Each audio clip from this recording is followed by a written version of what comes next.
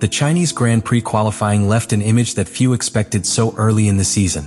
Lewis Hamilton setting a lap that even within Ferrari caused surprise.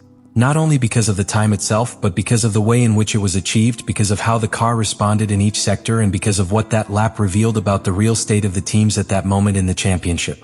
While Hamilton found an absolute level of confidence to attack each corner of the Shanghai circuit, on the other side of the Ferrari garage both Frédéric Vasseur and Charles Leclerc began to ask themselves the same question. How had Hamilton managed to get such an impressive lap in a classification where every thousandth seemed impossible to find?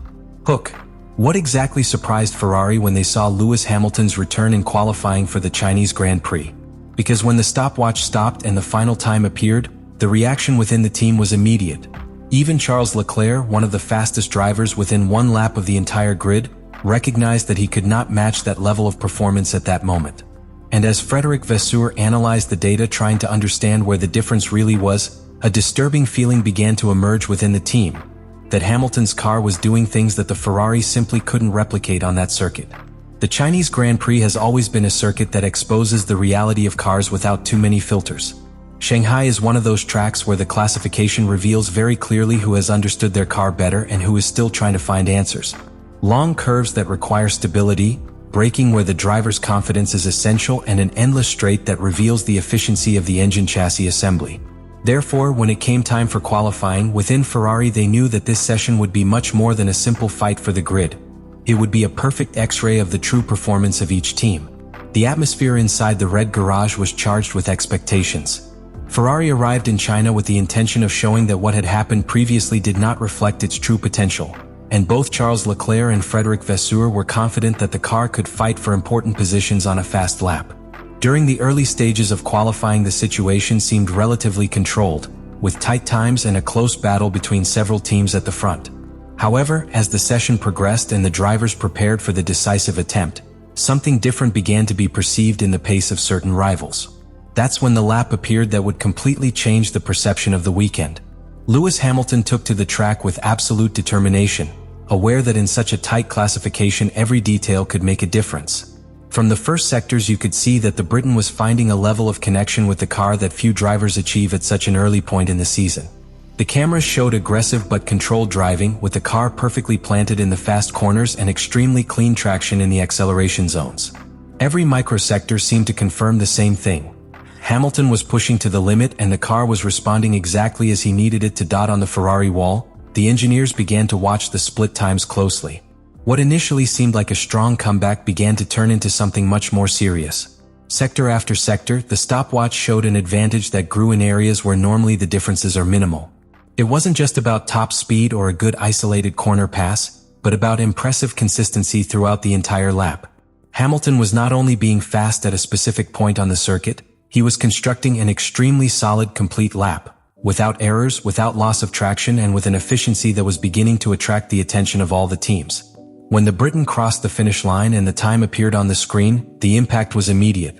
That lap not only placed him at the top of the standings, but he also did so with an authority that few expected to see so soon. For Ferrari, and especially for Charles Leclerc, that represented a very clear sign that the performance they were seeing in the rival car was not simply circumstantial. There was something in that combination between driver and car that was working at an extraordinary level. Leclerc, who had completed his own attempt in that same phase of the session, knew perfectly well how difficult it was to extract every thousandth on that circuit. Therefore, when watching Hamilton's lap and comparing it with the available data, an uncomfortable feeling began to arise. It wasn't just a question of piloting. The car seemed to have a stability and power delivery capability that allowed Hamilton to attack entire sectors with complete confidence. That difference in the feeling of control of the car translated directly into lap time. Frédéric Vasseur also quickly understood this. As the team leader, his job was not to react with emotions but to analyze what was happening from a strategic and technical perspective. And what I was seeing in that classification was a rival that had managed to find a very solid performance window on an extremely demanding circuit. For Ferrari, that not only meant that pole had slipped away, it meant that the analysis of the car had to go much deeper if they wanted to close that gap. From that moment on, an intense phase of data review began inside the Ferrari garage. Engineers, strategists, and pilots began to compare each sector, each braking point, and each acceleration phase to understand exactly where the difference was occurring. What they discovered was even more revealing. Hamilton's return had not depended on a single brilliant moment, but on a perfect combination of aerodynamic stability, hybrid power management, and the driver's complete confidence in the car's behavior. In the first sector of the Shanghai circuit, one of the most technical sections of the championship, Hamilton had achieved something especially difficult, maintaining a very high minimum speed in the long corners without compromising traction at the exit.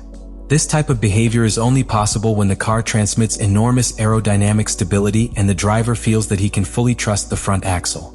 For Leclerc, who was analyzing the telemetry with his engineers, that part of the lap was already an important sign that the rival car's balance was working exceptionally well.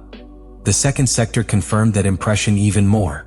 In this area of the circuit, strong braking and quick direction changes test both the stability of the car and the management of the hybrid system. It was precisely here where Hamilton's return began to stand out even more evidently. The data showed extremely clean acceleration on corner exits and very efficient energy management on the short straights that connect the different sections of the circuit. This combination allowed the car to maintain a higher average speed without having to take excessive risks.